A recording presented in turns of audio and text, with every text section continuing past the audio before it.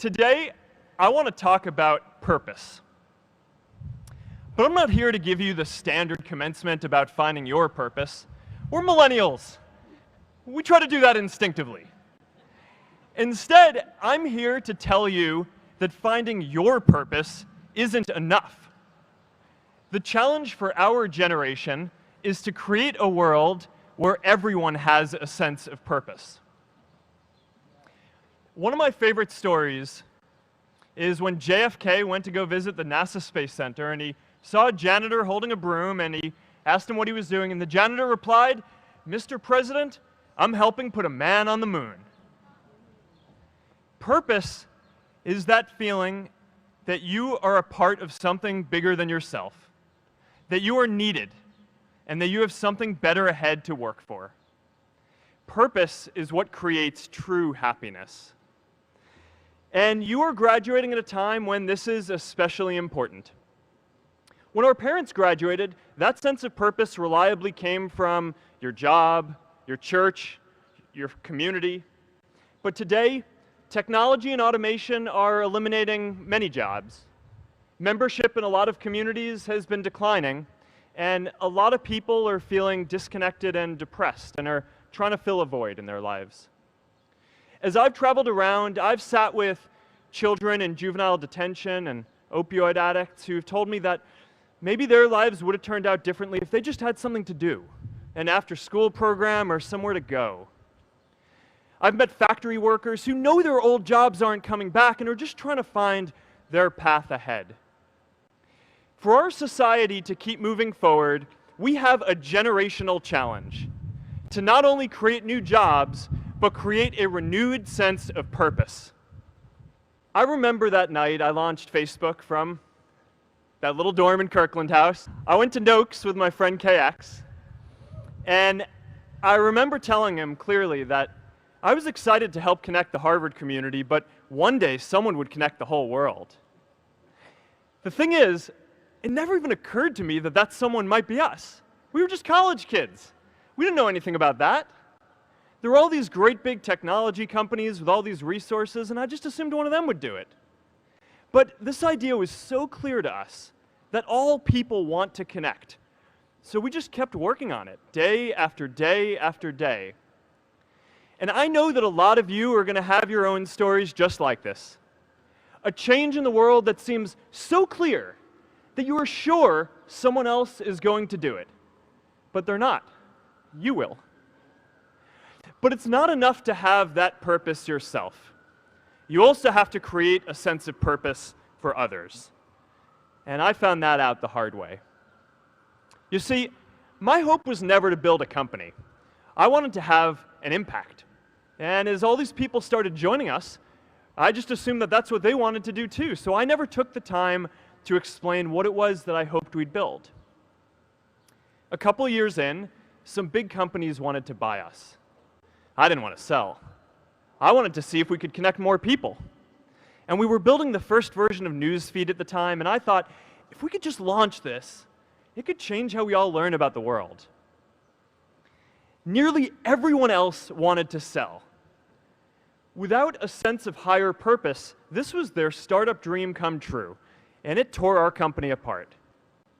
After one particularly tense argument, one of my close advisors told me if I didn't agree to sell the company right now, I would regret that decision for the rest of my life. Relationships were so frayed that within a year or so, every single person on our management team was gone. That was my hardest time leading Facebook. I believed in what we were doing, but I felt alone. And worse, it was my fault. I wondered if I was just wrong, an imposter, a 22-year-old kid who had no idea how things actually worked. Now, years later, I understand that is how things work when there's no sense of higher purpose. So it's up to all of us to create it so we can all keep moving forward together. Every generation has its defining works. More than 300,000 people worked to put that man on the moon, including that janitor. Millions of volunteers immunized children around the world against polio, and millions of more people built the Hoover Dam and other great projects. And now it's our generation's turn to do great things. Now I know, maybe you're thinking, I don't know how to build a dam. I don't know how to get 1 million people involved in anything. Well, let me tell you a secret. No one does when they begin. Ideas don't come out fully formed. They only become clear as you work on them. You just have to get started. If I had to know everything about connecting people before I got started, I never would have built Facebook. Movies and pop culture just get this all wrong. The idea of a single eureka moment is a dangerous lie. It makes us feel inadequate because we feel like we haven't had ours yet. And it prevents people with seeds of good ideas from ever getting started in the first place. But be prepared to be misunderstood. Anyone working on a big vision is going to get called crazy, even if you end up right. Anyone taking on a complex problem is going to get blamed for not fully understanding it, even though it's impossible to know everything up front. Anyone taking initiative will always get criticized for moving too fast because there's always someone who wants to slow you down. In our society, we often don't take on big things because we're so afraid of making mistakes that we ignore all the things wrong today if we do nothing. The reality is, anything we do today is going to have some issues in the future. But that can't stop us from getting started. So what are we waiting for? It is time for our generation-defining great works. How about stopping climate change before we destroy the planet? Today, our society spends more than 50 times as much treating people who are sick as we invest in finding cures so people don't get sick in the first place.